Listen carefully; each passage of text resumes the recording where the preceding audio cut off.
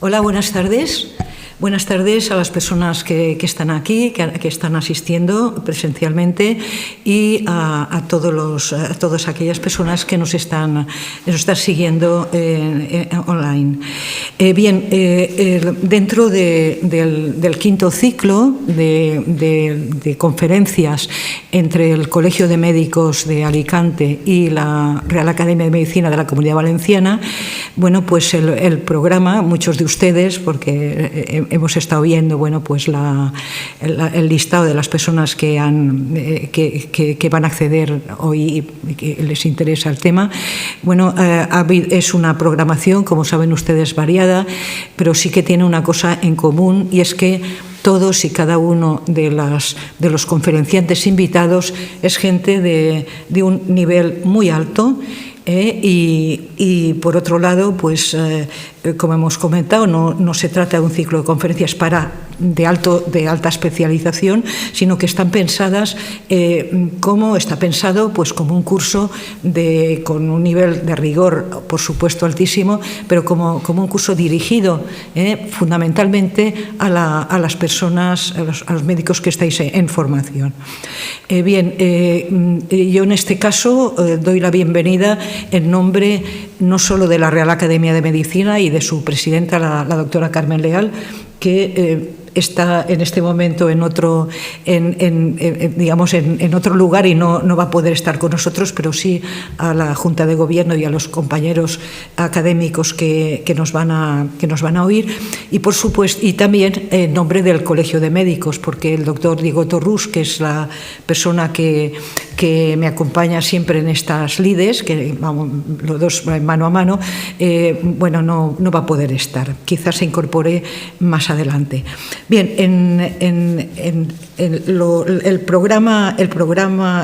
la conferencia de hoy, dentro del programa general, va a ser impartida por Pedro Zapater Hernández, al que quiero presentar en un momento, como siempre, pues de forma muy sintética. Él es catedrático de farmacología. En este momento es el director del Departamento de Farmacología, Pediatría y Química Orgánica de la Universidad Miguel Hernández. Ingresó en la academia, y además me acuerdo, en el año 2019, en calidad de académico correspondiente, porque se le dio un premio, el premio Miguel Pérez Mateo Regadera, y bueno, pues desde ese momento forma parte del staff de académicos correspondientes de nuestra Real Academia, ¿no? Licenciado en Medicina y Cirugía en la Universidad de Alicante, especialista MIR en el año 1995 en farmacología clínica y doctor en medicina en 1996. Yo estaba comentando con él antes de iniciar la sesión que su director es una persona, su director de tesis doctoral, don Antonio García, el profesor Antonio García García, que por cierto es doctor honoris causa, entre otros lugares, de la Universidad Miguel Hernández. Es una persona de un altísimo nivel científico y fue compañero fue profesor dentro de la Universidad de Alicante en aquel momento, dentro de la Facultad de Medicina, y bueno, pues digamos que yo le comentaba al doctor Zapater que no había podido tener en farmacología clínica, en farmacología, mejor director que el doctor García, ¿no? Trabajó en los hospitales de La Paz y de la Princesa de Madrid, y en este momento es jefe de sección de farmacología clínica en el Hospital General Universitario de Alicante, Dr. Balmis. Pertenece a diversos comités éticos de investigación clínica y a comités asesores de tipo nacional e internacional. Sus líneas de investigación, de forma muy, muy sucinta, fundamentalmente son 3: inflamación en patología hepática y digestiva. En segundo lugar, uso de fármacos en poblaciones especiales, cirrosis, enfermedad inflamatoria intestinal, obesidad y cáncer.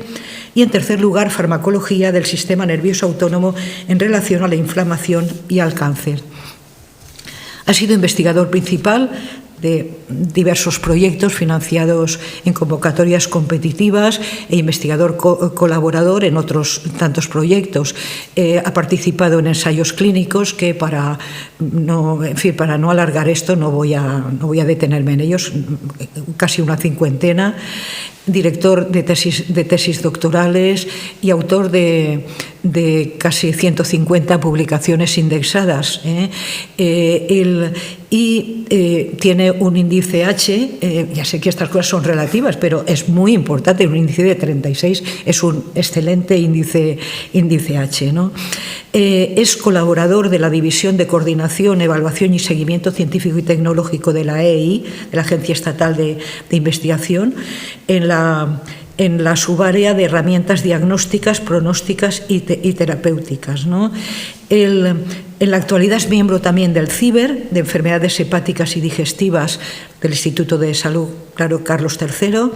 Pertenece también al ISABIAL, al Instituto ISABIAL, en el área de investigación en inmuno-oncología hepática e intestinal. Y él forma parte del Instituto de Investigación, Desarrollo e Innovación en Biotecnología Sanitaria de la Universidad Miguel Hernández, dentro del grupo Inmunofarmacología en Enfermedades Hepáticas. Vicepresidente, si no estoy equivocada, de la Sociedad Española de Farmacología Clínica. Y bien, bueno, podría alargar el tema, pero creo que ahí lo importante es que oigamos naturalmente al doctor Zapatera, nuestro invitado, y cuya disertación, cuya conferencia el título de la misma es Nueva terapia con viejos fármacos. Cuando quieras. Muchas gracias, Rosa. Y bueno, primero, antes de nada, me gustaría agradecer tanto a la Real Academia de Medicina de Valencia como al Colegio Oficial de Médicos de Alicante la amabilidad de invitarme hoy a pronunciar esta conferencia, y por supuesto a la profesora Ballester, que fue mi profesora y que ha tenido la amabilidad de esa presentación tan extensa y tan precisa. Estoy casi por cogerla yo para mí. Vamos a hablar hoy de terapéutica y de fármacos. Y hemos puesto en el título viejos fármacos. Primero y antes de nada, ¿qué significa la palabra fármaco? Ya sé que esto es muy clásico, muy antiguo y conocido por todos, pero la palabra fármaco, que viene del griego fármakon, en realidad tenía un significado muy amplio, que va mucho más allá del que ahora entendemos como fármaco. Era efectivamente un remedio, una cura, pero podía ser también un veneno, un antídoto, incluso pintura o colorante. Aquí en la diapositiva he traído un jarrón, ¿no?, ático de figuras negras, donde se ve a Circe, es una representación de la Odisea, dando un fármacon a los marineros de Odiseo, de Ulises, que estaban empezándose a transmutar en animales, para evitar esa transmutación. Es decir, ya desde el principio la palabra fármaco era muy amplia. Eso ha cambiado y en el momento actual, si nos vamos a la RAE, pues fármaco es sinónimo y se acepta como sinónimo de medicamento. Medicamento es una palabra latina que ya concreta precisamente a esa finalidad de tratar, de curar la enfermedad. Y en la diapositiva he indicado la que es para mí quizá una de las definiciones más completas de medicamento, que es la que hizo la Organización Mundial de la Salud en Nairobi en el año 1984, cuando decía que un medicamento es una entidad química o biológica más una información. No es solo la entidad, sino es la entidad más la información. Y ahí he resaltado la palabra información porque vamos a ver que eso es lo verdaderamente importante de un medicamento. Porque es la información, como decía la OMS, que tiene que permitirnos usar ese medicamento de forma racional. ¿Y qué significa el uso racional? Pues simplemente que se use adecuado a la patología, en el momento preciso, a la dosis correcta, para obtener la eficacia terapéutica máxima con el menor coste, al precio más asequible posible. Y resalto la importancia en la definición del medicamento de la palabra información. ¿Por qué? Porque como se muestra ahí en la diapositiva, que trata de representar un poco el ciclo de desarrollo de un nuevo medicamento, desde que se empieza al principio buscando una diana terapéutica y se hace un cribado y una búsqueda muchas veces de decenas de miles de moléculas, se va cribando, se va optimizando, se va seleccionando, hasta que finalmente 10, 20 de esas moléculas llegan a lo que es la fase preclínica, donde evaluamos el efecto de los medicamentos en animales o en células, etcétera, para seleccionar unos pocos, muy pocos, 5 o 6 medicamentos que pasarán a la fase clínica. Todo ese proceso hasta que llegamos a la fase clínica perfectamente puede durar 6 años, 5 o 6 años, y obviamente tiene un coste y unas implicaciones. Pero luego cuando pasan a la fase clínica ya son muy pocos medicamentos. También a lo largo de otros 5 o 6 años va a pasar por las distintas fases clínicas, fase 1, fase 2, fase 3, hasta que quizá uno de esos medicamentos supere la fase 3 y pueda llegar a registro y pueda llegar a autorizarse, que incluso el proceso de registro fácilmente puede tardar más de un año después de tener los resultados del ensayo. Este proceso, y esto es lo que quería resaltar, que es el necesario para tener esa información que es imprescindible para que un medicamento tenga valor para el médico, sea realmente útil para tratar la enfermedad, es un proceso que tiene estas características, es decir, es muy largo, puede tener una duración de 12, 14 años como mínimo, con un coste muy alto, entre 500 y 2.000 millones de dólares, dependiendo, desde que empieza el proceso, y lo que es más importante, con una alta tasa de probabilidad de fracaso. La probabilidad de que una molécula llegue al final al mercado después del desarrollo no llega al 20%. Y la consecuencia de eso la podemos ver claramente en esta diapositiva, que define lo que se ha dado en llamar la ley de Errum o Irrum, y en esta diapositiva podemos ver en el eje X están representadas las diferentes décadas, desde la década de los 50 del siglo XX hasta los 2010, y vemos cómo desde los 50 del siglo pasado, donde anualmente en Estados Unidos la FDA aprobaba, hablamos de nuevos medicamentos completos originales, cifras altas, casi de 100 medicamentos año, una cosa así, esa cifra ha ido disminuyendo anualmente y ha ido cayendo desde aquella época. En los años 60 cayó incluso un poco más, pero fue porque se endurecieron las medidas regulatorias tras el desastre de la talidomida. Luego es verdad que en los años 90 hubo un repunte, pero fue fundamentalmente por los medicamentos del VIH, que hubo ahí bastantes que se aprobaron, y ha seguido cayendo así hasta quizá este siglo, donde se ha estabilizado esa caída. Hay un mayor número que son fundamentalmente medicamentos para el cáncer y algunos para enfermedades raras. También porque a partir de los 90 se desarrollaron las biotecnológicas.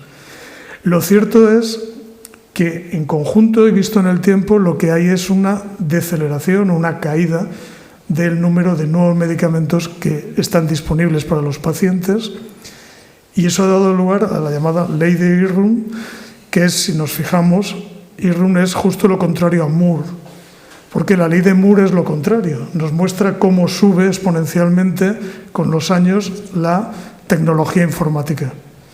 Y como ejemplo contrario, pues se le puso el nombre, se le dio la vuelta a Moore y se le puso Irrum.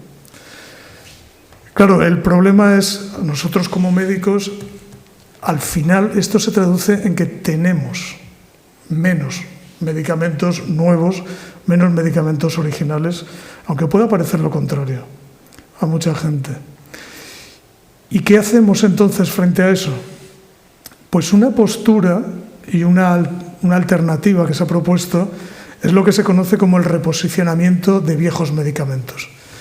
Y el concepto es sencillo, es decir, tenemos ya medicamentos antiguos que se han estudiado en una determinada indicación Y por tanto ya tenemos información de esos medicamentos, aunque sea en otra indicación, información sobre seguridad, sobre cómo se comportan las dosis, sobre farmacocinética.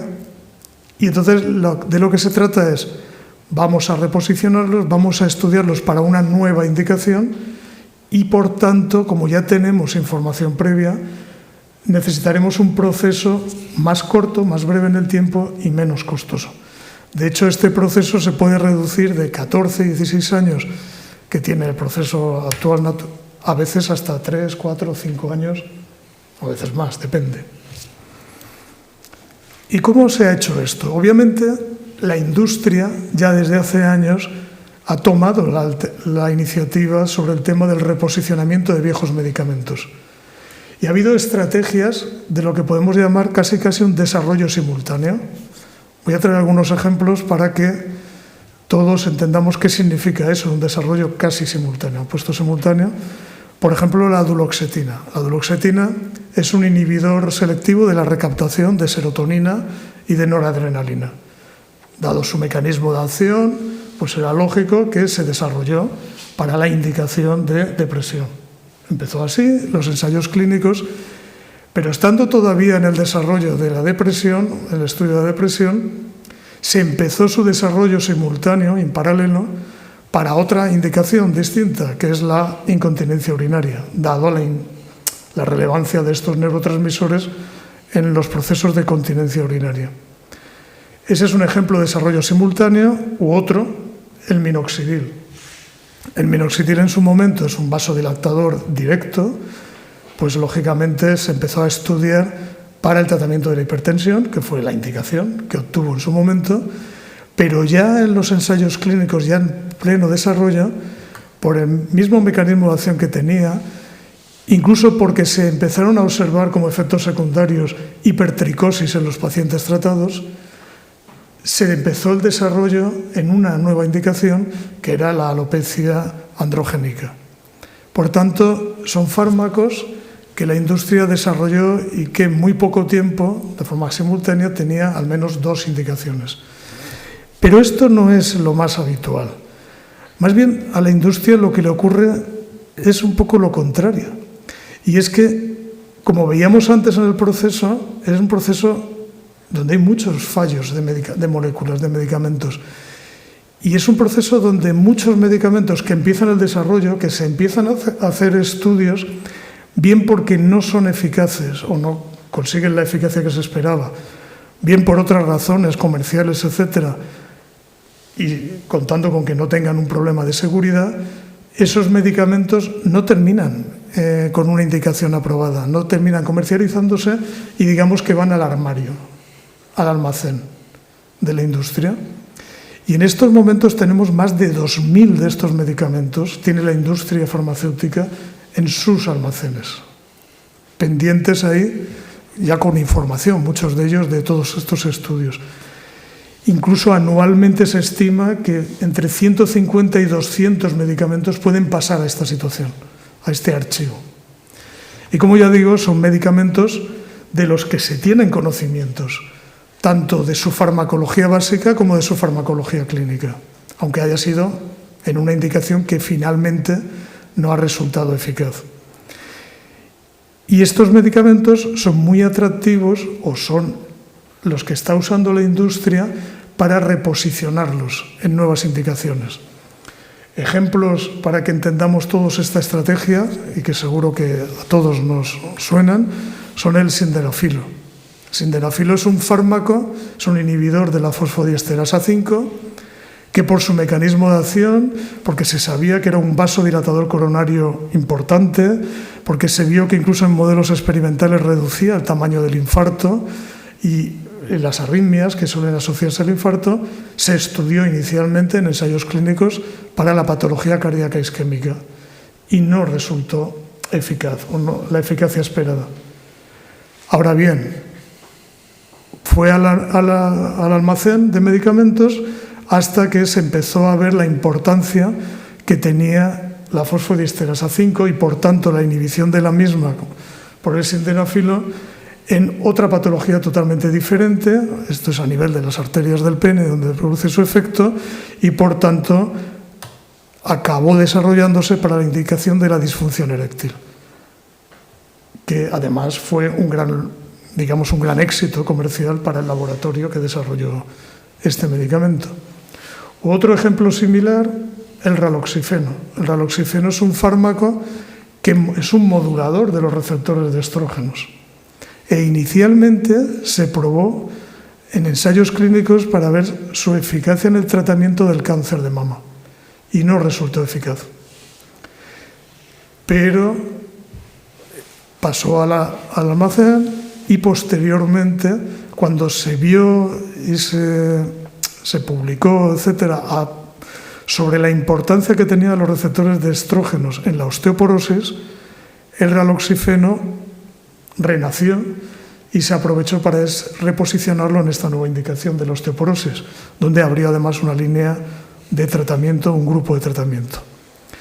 Estos son ejemplos de cómo la industria, con todo ese arsenal de medicamentos que tienen ahí, de los que ya tiene parte de información, y de los que incluso de esa información que ya tenía, y de muchos casos de los ensayos clínicos que han hecho con esos medicamentos que han fracasado, pero tienen muestras de sangre y muchas bases de datos de los pacientes de esos estudios, actualmente la industria, que ha hecho una inversión enorme en este sentido, mediante técnicas de genómica, transcriptómica, proteómica, epigenómica, metabolómica, incluso estudios en microbioma, con todo eso puede reanalizar esos medicamentos y sobre todo gracias, y la industria farmacéutica en este sentido va muy adelantada respecto a otras industrias, en el desarrollo de la inteligencia artificial para el procesado de toda esta información, están seleccionando y sacando muchos de estos medicamentos, volviéndolos a una nueva vida en una nueva indicación.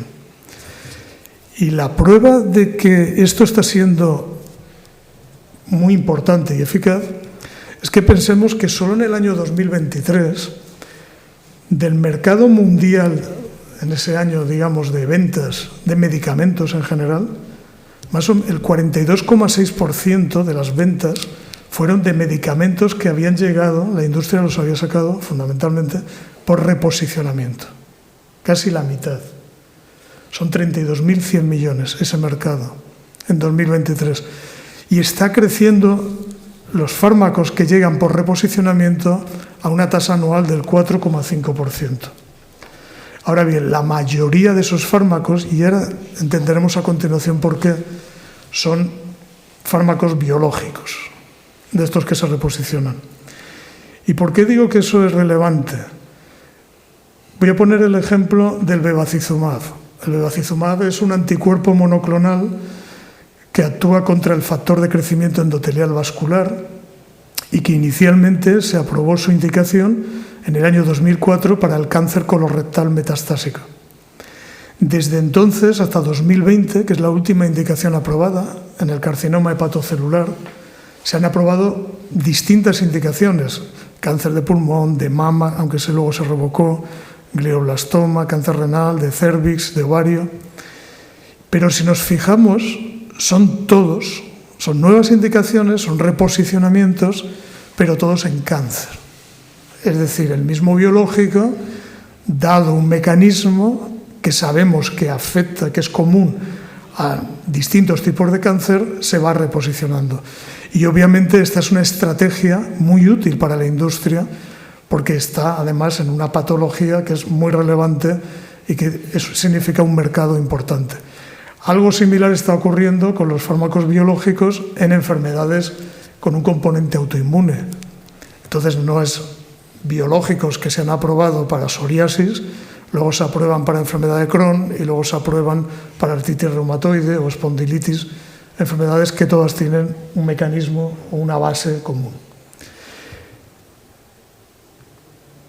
Y por otro lado, también la industria, en este proceso de reposicionamiento, está tomando medicamentos no biológicos, algunos clásicos como el topiramato, cuya indicación era la epilepsia, y ahora lo ha reposicionado en una nueva indicación como es la obesidad. Algo similar a lo que ha pasado con la semaglutida, o más recientemente la tirzepatida, que han pasado, que de una indicación en diabetes mellitus se han reposicionado a obesidad. ¿Por qué? Porque patologías como la obesidad son especialmente interesantes para la industria porque representan un mercado internacional muy potente. Y en todas estas patologías la industria hace un esfuerzo especialmente importante para conseguir cuotas de mercado. Y para eso el reposicionamiento le viene muy bien.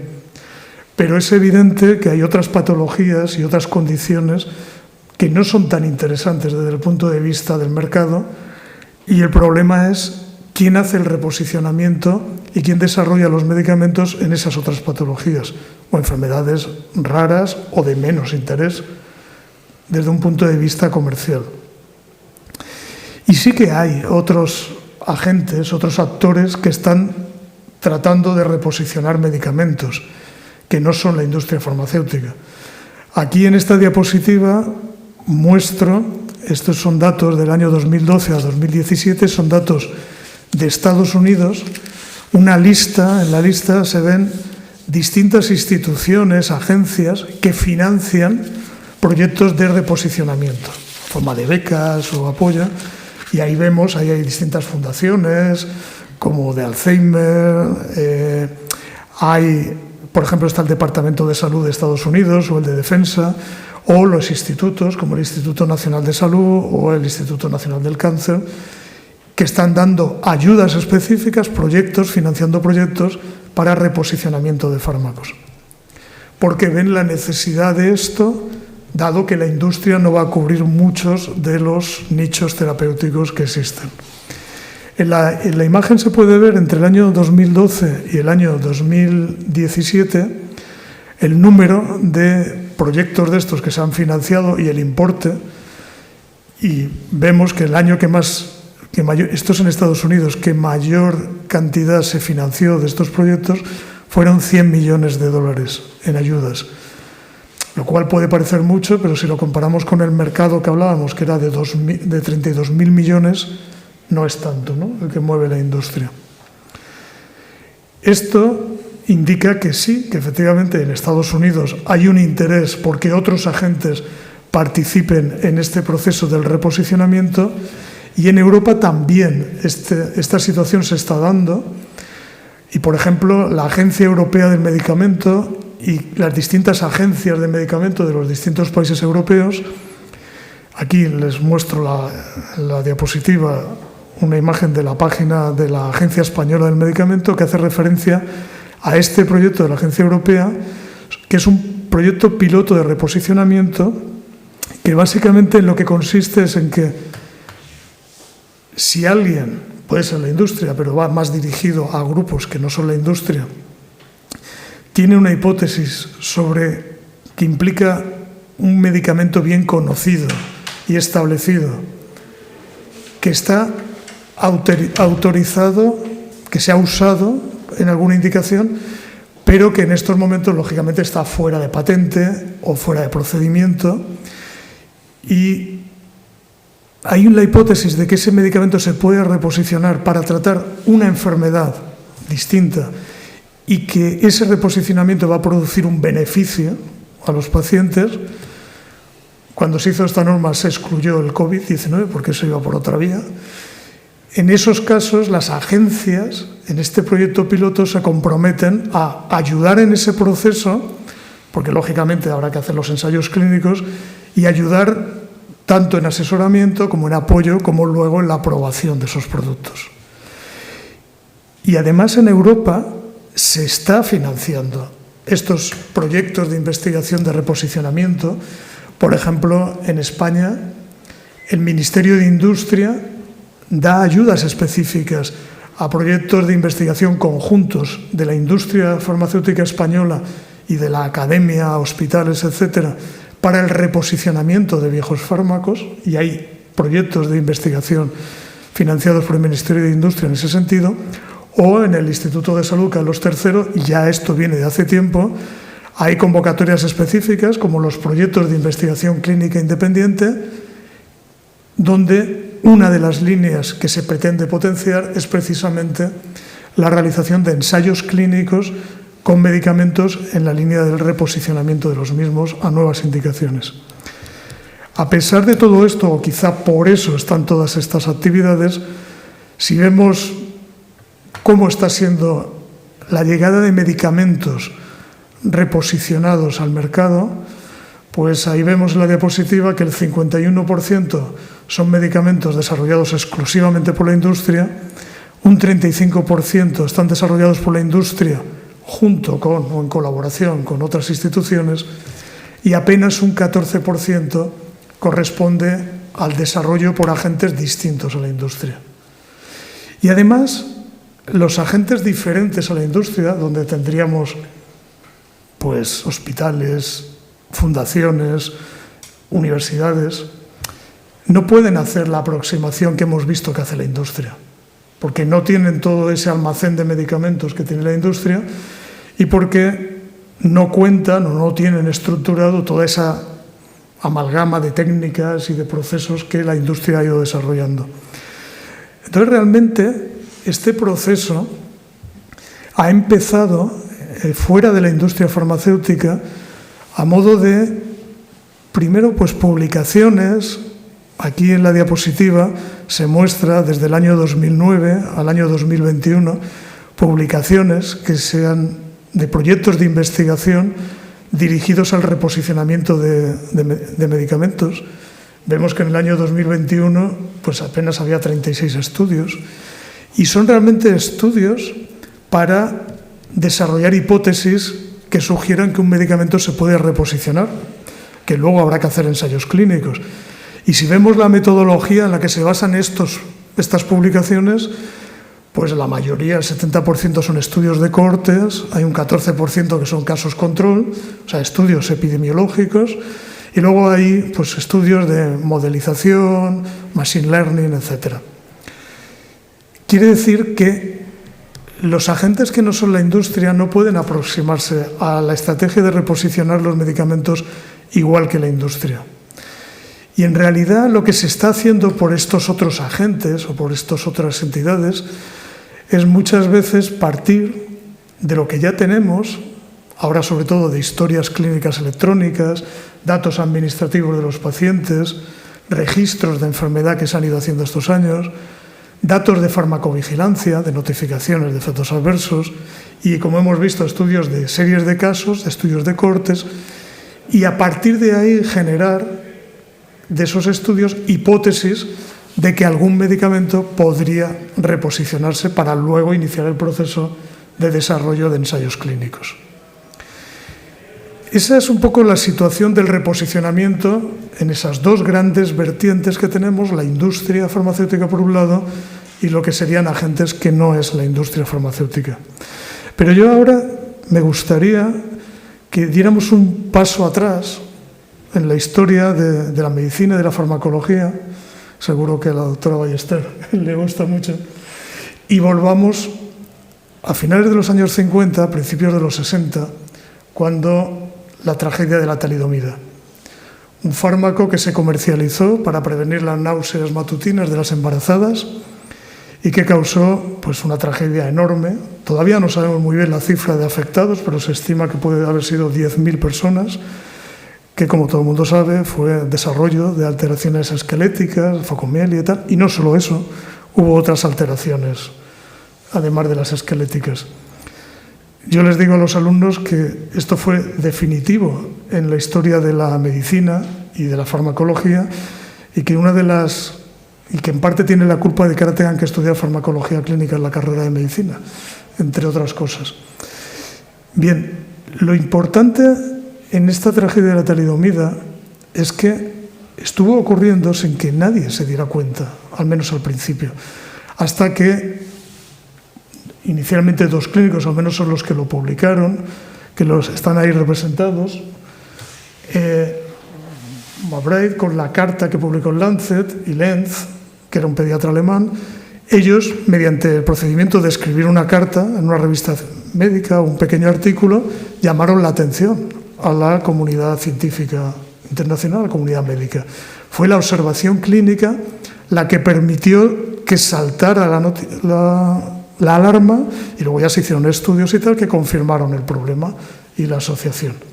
Obviamente la talidomida fue castigada no digo al armario, sino al infierno. Significó su retirada y, pues eso, su retirada absoluta de todos los circuitos, hasta que, tampoco pasó mucho, 5 años después de su retirada, estos dos señores que aparecen en este artículo, publicado en el año 68, Seskin, que trabajaba en la Universidad de Jerusalén, y Combit, que es un venezolano que trabajaba en un hospital de Caracas, hicieron un ensayo clínico aleatorizado doble ciego, donde compararon con placebo la talidomida en el tratamiento del eritema nodoso de la lepra, observando una eficacia muy marcada. Y esto fue porque Senkin, que trabajaba en Jerusalén, ya había observado en unos pocos pacientes, donde lo había probado, que la talidomida prácticamente eliminaba o reducía ese eritema. Ese estudio fue en realidad financiado por las instituciones de los dos investigadores y la OMS. Es verdad que hubo una pequeña ayuda, pero fue tangencial, del laboratorio de la talidomida. Y hoy tenemos la indicación de la lepra, el tratamiento de la lepra, de la talidomida, gracias a ese estudio. No a la industria, no a nada de esto, sino a que unos médicos observaron unas reacciones, unos efectos, y luego se atrevieron a ir adelante y hacer el ensayo clínico para demostrar esa eficacia, es la eficacia de la talidomida, y apoyar esa indicación que al final ha sido clave en el tratamiento de la lepra. Años después, incluso se aprobó la talidomida para el mieloma múltiple. Hoy existen muchos tratamientos para el mieloma múltiple, pero durante mucho tiempo la talidomida ha sido una de las pocas opciones de tratamiento de esta enfermedad. Ese es un ejemplo de lo que yo quiero transmitir al final de esta charla, hablando de reposicionamiento de viejos medicamentos, la importancia del médico, que es crucial, y ahora veremos por qué, en este proceso. Cuando yo estaba de residente en el hospital y te llamaban de guardia, estabas de guardia, y te llamaban a la planta de medicina o de oncología, pues te llamaban por distintas razones, pero hubo una época que llamaban mucho cuando a los pacientes empezaban a tratarlos con un antibiótico que hoy no se usa prácticamente, pero que entonces se usaba mucho, que es la eritromicina intravenosa. Prácticamente todo alérgico a betalactámicos iba a eritromicina intravenosa. Y entonces enfermería te avisaba muchas veces, porque había algunos enfermos que empezaban a infundir el antibiótico y empezaban con unos vómitos incoercibles. Otros no, pero eso sí. Te llamaban para ponerle la metoclopramida y para, pues si había que quitarle el antibiótico, cambiárselo o lo que fuera. A mí me llamó la atención aquello y me planteé, bueno, ¿por qué podría estar ocurriendo eso? Lo primero te vas a ver si está descrito como un efecto adverso, y bueno, sí, te pone que puede causar náuseas y vómitos, pero sin darle mucha importancia, y de hecho no le daban esa relevancia porque por vía oral casi no lo causa. Te pones a buscar en la literatura el tema y no hay gran información. Sí es verdad que encontré información básica experimental que mostraba que la eritromicina podría actuar estimulando directamente la fibra muscular, sobre todo la fibra muscular lisa. Yo era residente, me acuerdo que lo discutí con los adjuntos y tal, y bueno, aquello se quedó así. Bien, pues la eritromicina, hoy en día, que no se usa prácticamente como antibiótico, aunque sigue estando, a raíz de observaciones como esa, que yo pude hacer y que hizo otra gente, hubo grupos de investigación que estudiaron el papel de la eritromicina precisamente estimulando la fibra muscular lisa. Y concretamente lo estudiaron en una situación que es cuando se va a hacer una endoscopia por una hemorragia digestiva alta. De hecho, hicieron ensayos donde administrar previamente a esa endoscopia una infusión intravenosa de eritromicina frente a placebo, se demostró, ahí están los metaanálisis de los 4 estudios, que aquellos a los que se les había puesto la eritromicina previamente tenían mucha mejor visibilidad los endoscopistas y, lo que es más importante, era mucho menos probable o se disminuía muchísimo la tasa de nuevas endoscopias que había que volver a hacer porque no había quedado adecuadamente tratado. Ese es un ejemplo de reposicionamiento. Primero uno observa un fenómeno clínico con medicamentos implicados y a partir de ahí puede llegar a una nueva indicación que al final puede ser una solución importante para muchos pacientes. Y en ese sentido me gustaría traerles un ejemplo de esto, de quizá uno de los medicamentos, uno de los grupos de medicamentos más importantes en el reposicionamiento, como son los fármacos beta bloqueantes. Hay otros que se podrían hablar. Unos medicamentos que son súper antiguos. Pensemos que Black describe el mecanismo de estos fármacos, el bloqueo de los receptores beta-adrenérgicos, en el año 1956. Y en los años 60 se hacen los ensayos clínicos que situaron a estos medicamentos en el tratamiento de la hipertensión a nivel cardiovascular, el tratamiento de la angina, el tratamiento de arritmias, de taquiarritmias. Básicamente, esa era su indicación. Bueno, en los años posteriores, por ejemplo, los hepatólogos tenían un problema muy importante con los pacientes cirróticos cuando desarrollan varices esofágicas y estas sangran.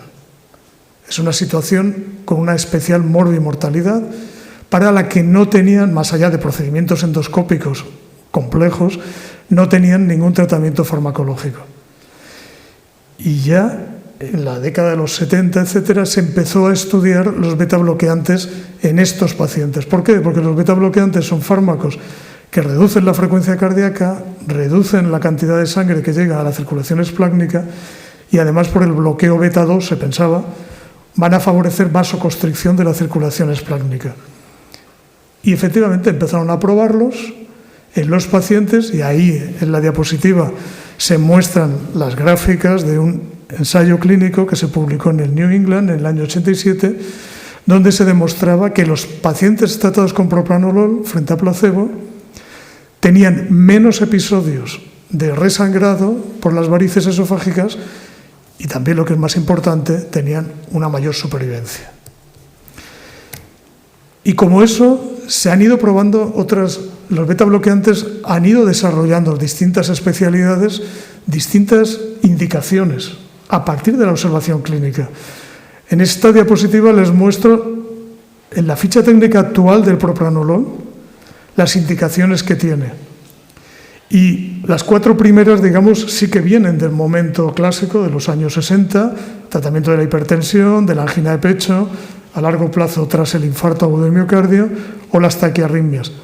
Pero todas las demás indicaciones, profilaxis de la migraña, profilaxis del temblor o tratamiento del temblor esencial, el tratamiento de la sintomatología que se asocia a ansiedad tipo taquicardias o temblores, como hemos visto, la profilaxis de la hemorragia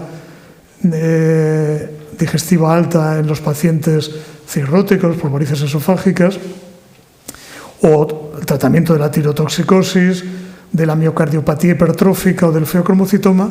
Todo esto fueron indicaciones que no desarrolló la industria, que se desarrollaron a partir de observaciones clínicas o de razonamientos fisiopatológicos y el desarrollo por grupos clínicos y grupos de investigación de los estudios para demostrar la eficacia en esas indicaciones.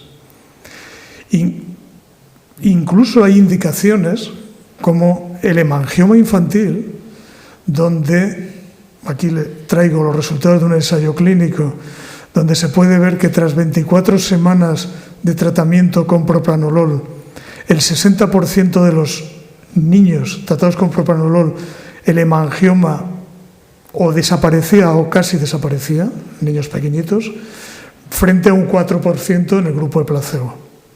Esta es una indicación que todavía no está incluida en ficha técnica, pero que todos los pediatras conocen y se manejan. Aquí muchas veces no se incluyen en ficha técnica porque no hay una industria que apoye o respalde su inclusión y sus negociaciones con el Ministerio. Y en los últimos años, los últimos 10 años, están apareciendo infinidad de estudios epidemiológicos, generalmente estudios de pacientes con hipertensión arterial, en los que se compara, por ejemplo, la aparición de cáncer según los tratamientos de antihipertensivos que llevan esos pacientes. Y se está viendo que en distintos tipos de cáncer, aquellos tratados con beta bloqueantes tienen una incidencia menor de cáncer que los tratados con otros antihipertensivos. Obviamente son estudios epidemiológicos que tienen sus sesgos y sus limitaciones, pero están apuntando una hipótesis sobre el posible papel de los beta bloqueantes en la prevención del cáncer. De hecho, nosotros, por ejemplo, un estudio en ese sentido, hecho en pacientes cirróticos, encontramos en el seguimiento que aquellos que recibían beta bloqueantes por sus varices esofágicas tenían una menor tasa de desarrollo de hepatocarcinoma que pacientes equivalentes que no, por distintas razones, no tomaban los beta bloqueantes. O en cáncer de mama, también estudios observacionales, se ha visto que en aquellas mujeres que por hipertensión, etcétera, recibían beta bloqueantes, cuando se trataba el cáncer de mama con quimioterapia, la probabilidad de supervivencia libre de recaída o incluso la de supervivencia global era significativamente mayor en las mujeres que recibían el tratamiento con beta bloqueantes que los que no. Repito, son estudios observacionales, siempre tenemos el riesgo de factores de confusión, pero apuntan una hipótesis, y la prueba de que esa hipótesis no es despreciable es que ayer mismo entré en la base de datos de clinicaltrials.gov y aquí están registrados en este momento 135 ensayos clínicos, ahora mismo en marcha, donde están evaluando a los beta bloqueantes añadidos a la quimioterapia o de distintas maneras en distintos tipos de cáncer. Ahí hay dos ejemplos, uno en el cáncer de mama y el otro en el cáncer colorectal, pero en muchos tipos de cáncer. Por tanto, ya se está en la fase de ensayos clínicos también para esta indicación. Y no solo eso, los beta bloqueantes ahora mismo se están planteando reposicionamientos a partir de datos similares que sugieren un potencial terapéutico de estos fármacos en patologías como el síndrome de Marfan, como la osteoporosis e incluso en la malaria. Y valga, para terminar con los beta bloqueantes, que probablemente la historia no acabe ahí, sino que tengamos mucho más juego, porque, por ejemplo, nosotros también hemos observado en el hospital, también en pacientes cirróticos, donde, como ya comentaba antes, los tratados con beta bloqueantes tienen menos hepatocarcinoma e incluso, otros cambios, pero hemos observado un cambio a lo largo del tiempo, como se puede ver en la imagen de la derecha, en donde se representan las concentraciones de interleuquina 6, una citoquina proinflamatoria muy importante y que está en la base de muchas de las patologías autoinmunes, o se aumenta mucho en patologías autoinmunes, y que aquellos pacientes que están tratados con beta bloqueantes mantienen a lo largo del tiempo, sería la línea discontinua debajo, inferior, mantienen durante años las cifras de interleuquina 6 más bajas que aquellos pacientes cirróticos que no tienen, que no son tratados con beta bloqueantes. De nuevo, esto nos permite hipotetizar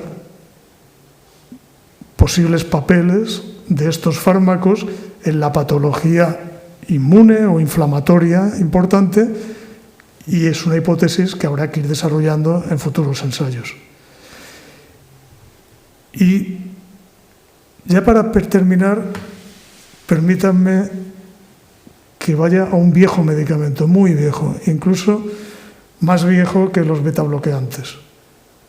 La dedalera, que se llamaba Digitalis purpurea, de donde sale nuestra actual digoxina, también la digitoxina, pero la digoxina que todos conocemos, que es una planta ahí tan bonita como se muestra y que, como todos sabemos, si es el fármaco en el significado clásico de fármaco en griego, porque no solo tiene su indicación, que ahora, en el momento actual, está muy reducida y se ha reducido a la insuficiencia cardíaca, pero ha tenido otras indicaciones a lo largo de la historia, pero es que además, como buen fármaco, es un auténtico veneno. Sabemos que la digoxina tiene un rango terapéutico muy estrecho.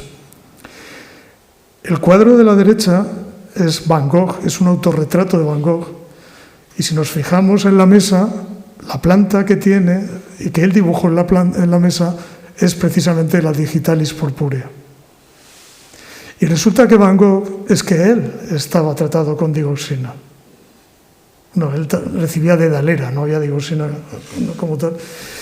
Y hay gente que dice que esa coloración tan amarillenta que tiene, ese color amarillo que pone en muchos cuadros, en realidad era una manifestación de una intoxicación por digoxina crónica, uno de cuyos síntomas es esa tinción amarillenta de la vista.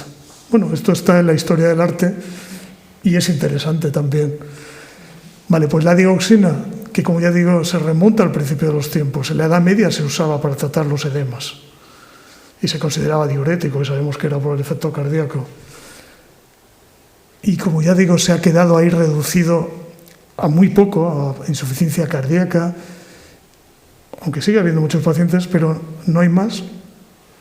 Justo ahora, hace una semana, de hecho fue el 24 de enero, cuando se publicó en la revista Nature Medicine, publicaron un trabajo, los resultados de un trabajo en mujeres con cáncer de mama localmente avanzado o metastásico, en las que se detecta, como sabemos, actualmente es posible detectar células del tumor circulantes en sangre.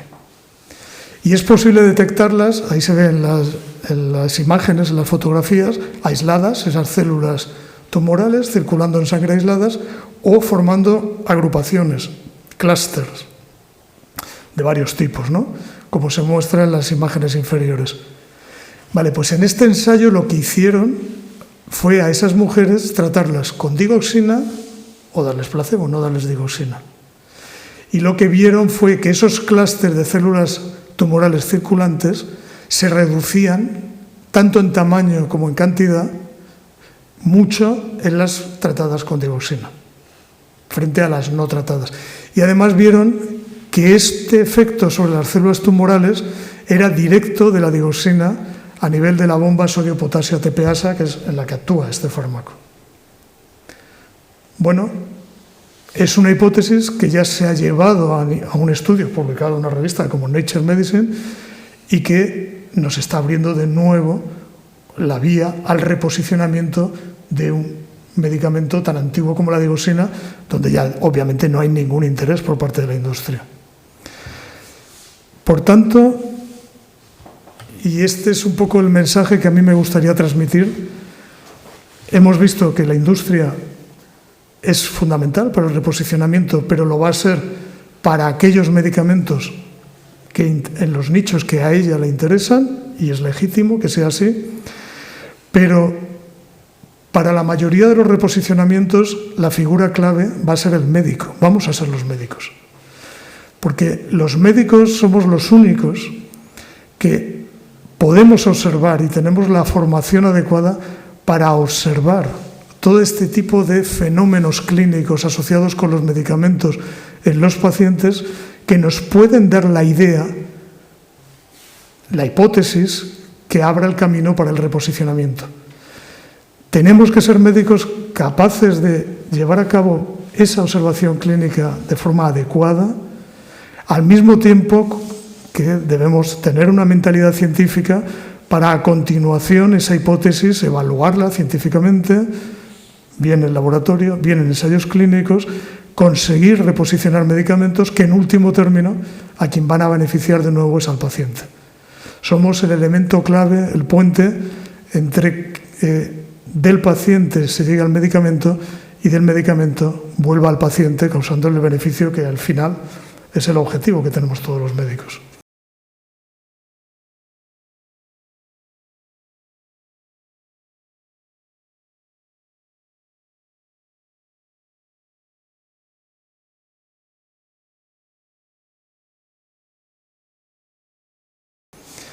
Y ese era un poco el mensaje de hablar de nuevos, viejos medicamentos y nuevos tratamientos.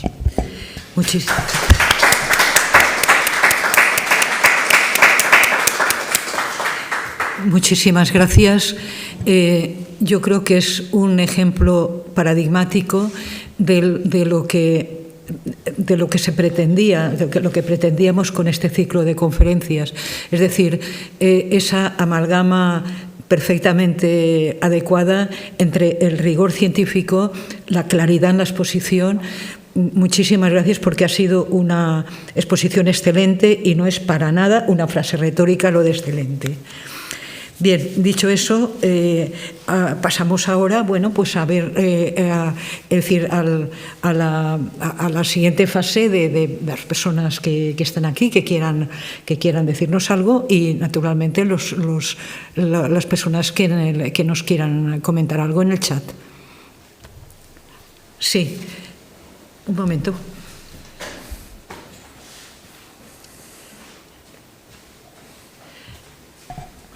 El doctor Orozco. Buenas tardes. Felicitar al profesor Zapater por su conferencia. Podemos decir disruptiva, ¿no? Porque es una conferencia que nos hace pensar de otra manera a lo que es lo habitual, ¿no? En cómo se desarrollan los medicamentos. Es muy original. Y sobre todo también sobre esta parte final, ¿no? De que evidentemente en la fabricación de nuevos fármacos la industria es protagonista, pero en el reposicionamiento, en la forma de ver nuevos efectos de fármacos conocidos o viejos, el médico tiene un papel fundamental, ¿no? Y eso pues me llama mucho la atención porque, y ahí voy un poquito por la parte de la formación, ¿no? de los profesionales, tanto de la facultad como la formación continuada, ¿no? De ser críticos en la mirada, ¿no? De no perder esa curiosidad, esa mirada crítica, de que siempre podemos ver cosas que nos llamen la atención y que puedan generar hipótesis que acaben en una nueva indicación de un fármaco, ¿no? Entonces, mi pregunta iría un poco por ahí, ¿no? La importancia que tiene, ¿no? Formar a los profesionales en esa mirada crítica, ¿no? Estar siempre alerta de que una experiencia clínica con un paciente o con un grupo de pacientes puede abrir un mundo para encontrar una nueva indicación de un fármaco, ¿no? Yo por ejemplo, me hacía recordar el ejemplo del POSIT, ¿no? O sea, y un poco, porque al fin y al cabo es la mirada del investigador, ¿no? Que es no perder nunca la curiosidad, ¿no? Entonces, el POSIT era un pegamento que no pegaba, o que pegaba poco, ¿no? Entonces, en el grupo que estaban investigando pegamentos, pues encontraron uno y dijeron, este no sirve, pega poco. Y alguien tuvo la mirada de decir, no, que a lo mejor encontramos una utilidad y, bueno, tuvo una buena visión. Entonces, iba un poco por ahí, ¿no? Esa visión de la mirada crítica.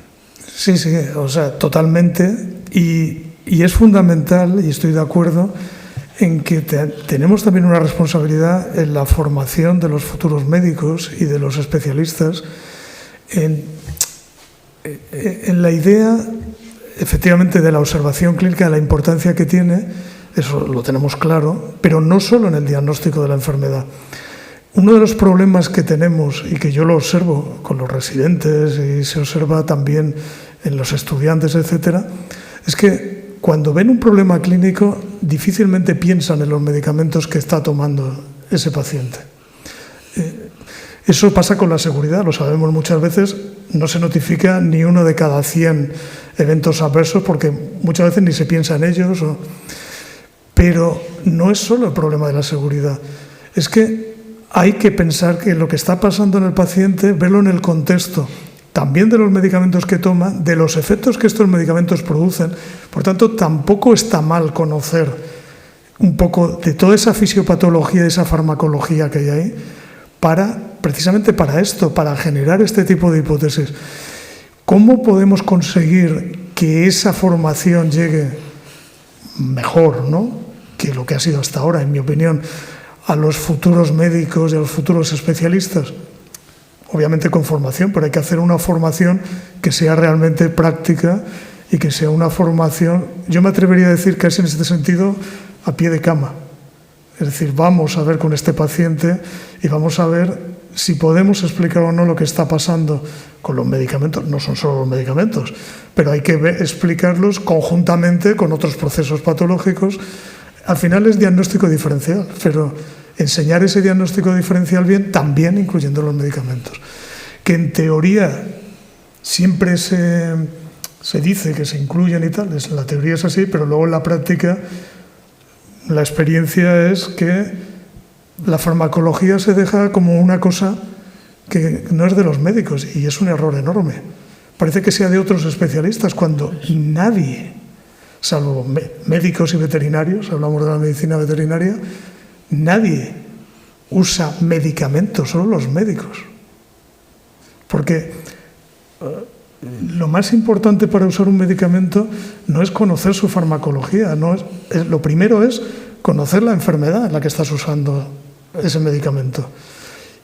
Y sobre todo, y esa es la capacidad que tiene el médico, el veterinario, el médico, conoces la enfermedad para indicarlo y para luego, cuando haces el seguimiento de lo que está pasando, tienes que ser capaz de diferenciar o de identificar si eso que está pasando es de la enfermedad o puede ser por el medicamento.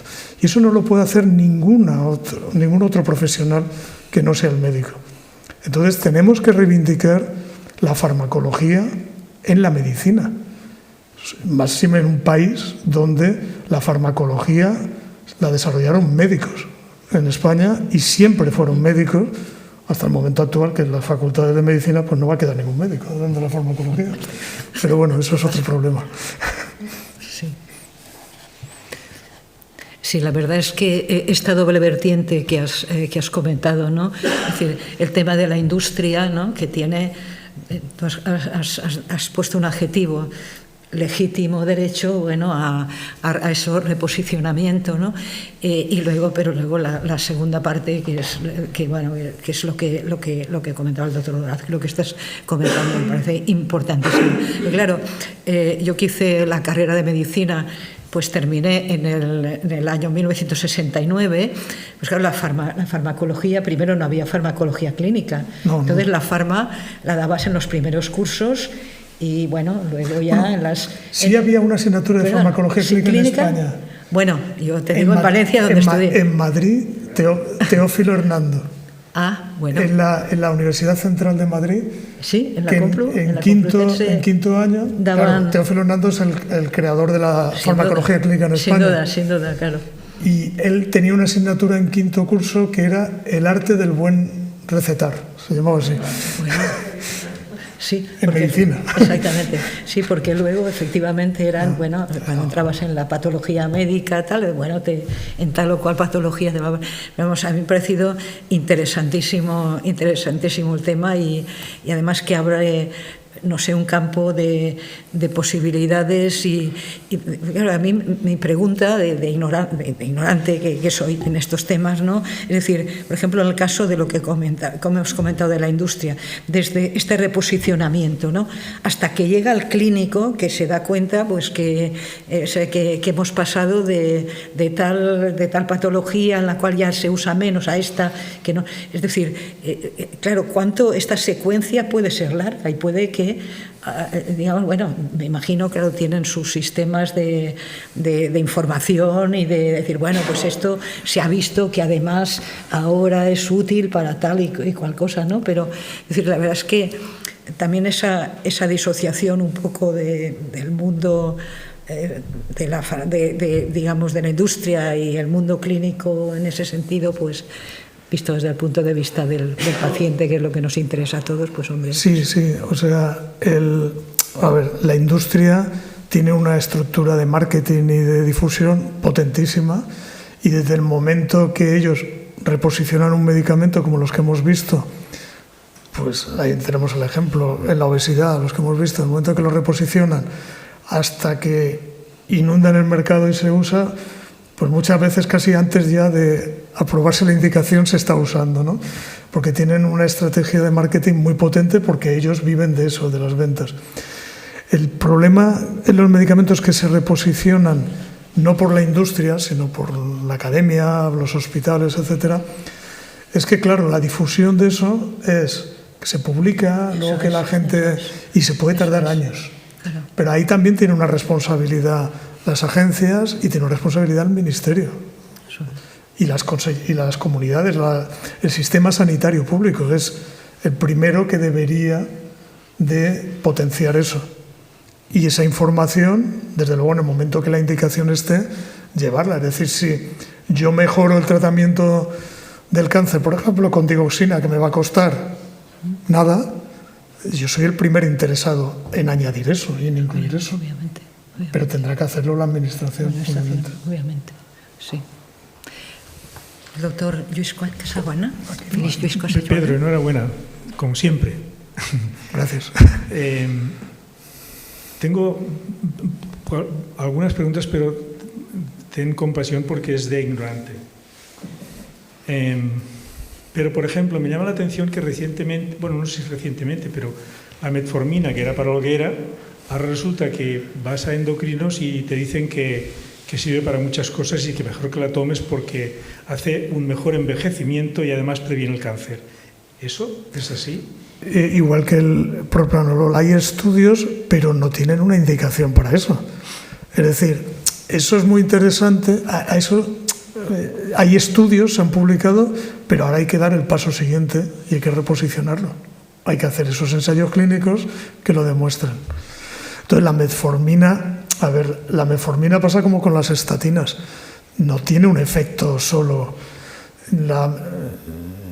el efecto que conocemos como antidiabético o el efecto hipolipemiante. Las dos, de hecho, modulan la inflamación, etcétera. Entonces, a partir de ahí, a nivel básico, experimental, hay muchos datos en modelos que efectivamente pues, pueden retrasar el cáncer, pero luego hay que demostrarlo en ensayos. Nosotros en los pacientes cirróticos porque a muchos cirróticos también les ponían la metformina, porque hubo una época que se decía que la metformina enlentecía la evolución de la fibrosis y tal. Y vimos lo que pasaba con esos pacientes cirróticos con metformina. No teníamos en tampoco muy grandes para sacar conclusiones, pero no había un efecto así como muy impresionante. Pero no digo que no lo pueda hacer, lo que pasa es que no está ahora mismo, eso no es una indicación aprobada. Pero la gente es como que la prescribe más. Claro, pero vamos a ver, ahí entramos en la prescripción fuera de indicación. Otra cosa es que digas, bueno, es un diabético, tengo que usar algún medicamento, pues uso la metformina, que además pues hace todo esto. Pero eso ya se hacía antes. La metformina, cuando se empezó a usar, se decía que su efecto sobre la supervivencia era por la pérdida de peso, por parte al menos de ese efecto. Y la metformina, de hecho, se usaba sobre todo en diabéticos obesos, sobre todo al principio. Bueno, pero la indicación era la diabetes. Y no sé si en el futuro pues ocurrirá, igual que no sé si la digoxina se usará o no. Esto es generar la hipótesis, ahora hay que hacer los pasos siguientes. Y todo ese revuelo, hablando de antidiabéticos con la semaglutida y la obesidad y que se ha posicionado como, si no lo entiendo mal, el medicamento que más vende en el mundo por dinero y además una cosa que no entiendo es por qué el precio, por ejemplo, en Estados Unidos es 10 veces más que el que tiene en Europa este medicamento. ¿Qué regula todo esto? Eso daría para otro tema. A ver, ahí ese es el ejemplo, por ejemplo, la tirzepatida o la semaglutida, ese es el ejemplo del poder de la industria para conseguir pues, que esto se difunda, pero no solo entre los médicos, en la sociedad. Y, bueno, pues tienen capacidad para eso. Luego, cómo se regulan los precios y tal, es que cada mundo... O sea, el precio en Alemania puede ser 3 veces el de España, pero yo no sé todavía cómo se pone el precio en España. Y me lo intenta estudiar muchas veces, pero es que le preguntan a los del ministerio y o no lo saben o no te lo dicen. ¿Vale? Quiero decir que ahí entramos en otras consideraciones. Y de cara a buscar nuevas acciones para medicamentos conocidos, ¿tiene algún papel hoy día eso que prolifera bastante, que se llaman estudios de aleatorización mendeliana que van pillando por ahí fármacos que le salen en las bases de datos y que a ver si va bien para eso o para lo otro?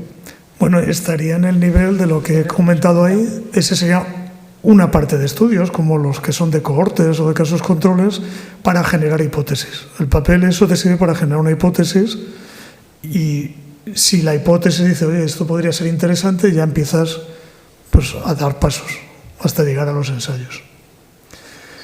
Pero es verdad, por ejemplo, yo he contado ahí brevemente lo de los betabloqueantes en la cirrosis, un efecto que ahora parece impensable, o sea, ahora no sería ético tener a un cirrótico sin tratar con betabloqueantes, que lo precisara y que lo tolerara. Tardó la indicación en ponerse en ficha técnica casi 20 años. Y al final lo puso el ministerio porque ya estaba todo el mundo usándolo, o sea, es que era práctica habitual. ¿Pero por qué no se ponía? Porque nadie de un hospital va al ministerio a todo el proceso de pedir que eso se incluya. Y como no está la industria, que es la que se ocupa de eso, pues nadie se preocupa de eso. Ahí está. El hemangioma, los pediatras lo usan en ocasiones y tampoco está esa indicación. Bueno. Y por último, una nota fuera de contexto. ¿Puede ser que los ojos amarillos de Van Gogh vinieran de comer muchos caracoles? No es que sean los ojos amarillos. Es que el intoxicado por dioxina ve, y si ves la pared blanca, la ve amarillenta. No la ve blanca, de color blanco. Es que tiñe la visión de un tinte amarillento, lo que ve. No es ictericia, no son las escleróticas amarillas. No, pero lo digo y por eso decían que él veía muy amarillo, por eso usaba tanto el amarillo. Lo digo por aquello de que no hay que poner en ayuno al caracol para que no tenga dioxina. Igual. Bien, ¿alguien más quiere intervenir? Bueno, no tenemos esto en el chat. Bien, entonces damos por muchísimas gracias desde luego, Pedro, por tu excelente disertación, excelente conferencia. Te estamos muy agradecidos las dos entidades a las que represento ahora mismo.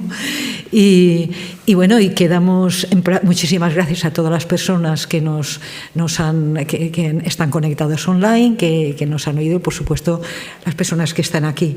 Y quedamos emplazados para la siguiente conferencia, que será el jueves 20 de marzo, en la cual intervendrá el profesor Jorge Alio Isanz, con un tema titulado La ceguera corneal, un desafío para la moderna cirugía oftalmológica, en el que aparecen nuevos horizontes. Muchísimas gracias por su atención y quedamos, como digo, emplazados hasta el día 20 de marzo. Gracias. Buenas tardes.